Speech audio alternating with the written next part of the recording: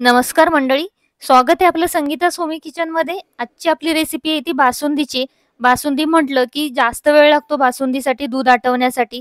तर आजची आपण बासुंदी बनवणार आहे केसर बासुंदी. ती एकदम झटपट अशी तयार होईल अशी बघणार आहोत. चला तर मग पटकन रेसिपीला सुरुवात करूया.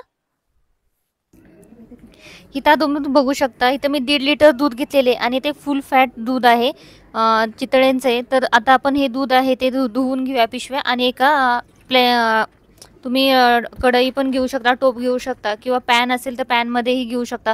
पॅनमध्ये घेतलं म्हणजे काय होतं की लवकर आपलं दूध आहे ते आटायला मदत होते आणि लवकर आटलं जातं. त्यासाठी मी पॅनमध्ये घेतलेले.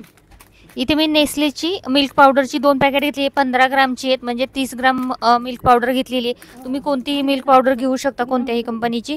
आणि त्यानंतर आता आपण हे दोन्ही एका बाउलमध्ये काढून घेऊया आणि त्यामध्ये आपण थंड दूध असेल तर ते थंड दूध त्यामध्ये घालून घ्यायचं आहे, जेणेकरून हे आपलं पावडर आहे ती मिक्स होईल.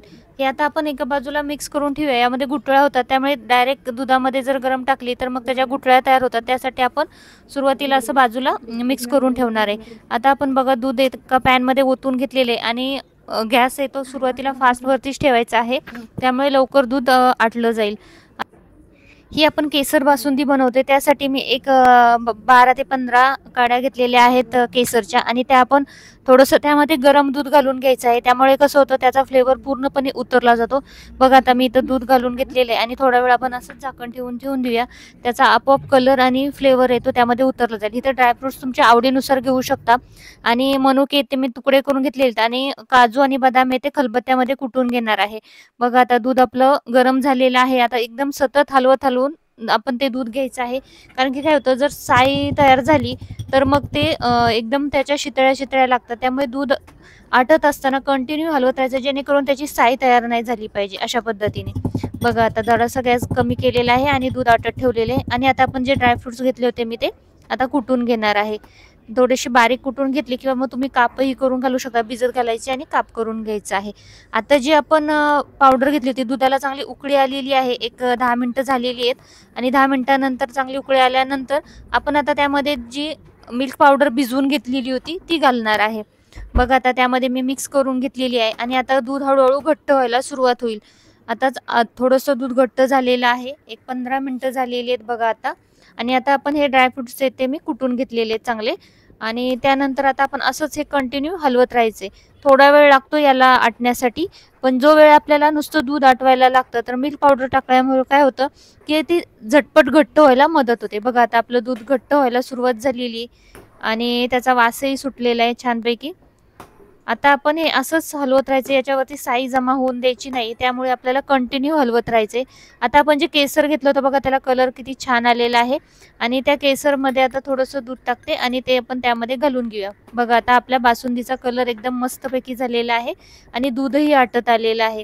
अजून थोडा वेळ आपण दूध हे आटवणार आहे. कमीत कमी 1.5 लिटरला मी इथं अर्धा कप साखर घातलेली आहे. तुमच्या आवडीनुसार साखर घालू शकता, कारण थोडी थोडी साखर घालत टेस्ट करत मग तुम्ही साखर बाकीची ॲड करा. कारण काय होतं, दूध आटल्यामुळं आधीच आपली बासुंदी गोड झालेली असते आणि त्यामुळे तुम्ही जर साखर जास्त घातली तर त्याची टेस्ट बरोबर लागत नाही. आणि आता हे दूध आटलेलं आहे ते आता आपल्याला त्यामध्ये हे ड्रायफ्रुट्स घेतलेले ते घालायचे. तुम्हाला जर ड्रायफ्रुट्स नसतील घालायचे तर तुम्ही तशीही केसर बासुंदी बनवू शकता, तशी खूप अप्रतिम अशी बनते.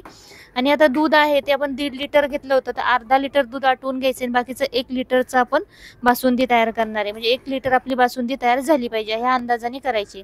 आणि ज्यावेळेस तुम्ही गॅस बंद कराल त्यावेळेस थोडी पातळच ठेवायची बासुंदी, जेणेकरून काय होतं, थंड झाल्यानंतर ती आणखीन घट्ट होते. त्यामुळे मग जास्त घट्ट होण्यापेक्षा थोडीशी पातळच ठेवली ना तर मग खाताना खूप छान अप्रतिम अशी लागते.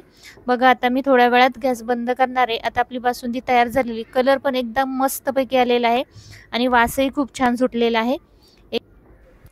2 मिनिटांमध्ये मी गॅस बंद करून घेतलेला आहे आणि तरीसुद्धा मी हे हलवून घेते, कारण की काय होतं, आपण गॅस बंद केला तर त्यावरती साई जमा होते. त्याच्यासाठी आपण सतत एक थोडा वेळ हलवून घ्यायचं आहे. आणि त्यानंतर थोडीशी थंड झाली की बघा अशा पद्धतीनं आपली बासुंदी तयार झालेली, एकदम अशी अप्रतिम टेस्टला लागते अशा पद्धतीनं केलेली बासुंदी. मग चला तर मग उपवास सोडवताना काहीतरी गोड करायचं आहे, तर मग अशा पद्धतीची बासुंदी एकदा करून बघा आणि झटपट तयार होते. त्यामुळे आपण ती केव्हाही करू शकतो आणि कमी साहित्यामध्ये तयार होते.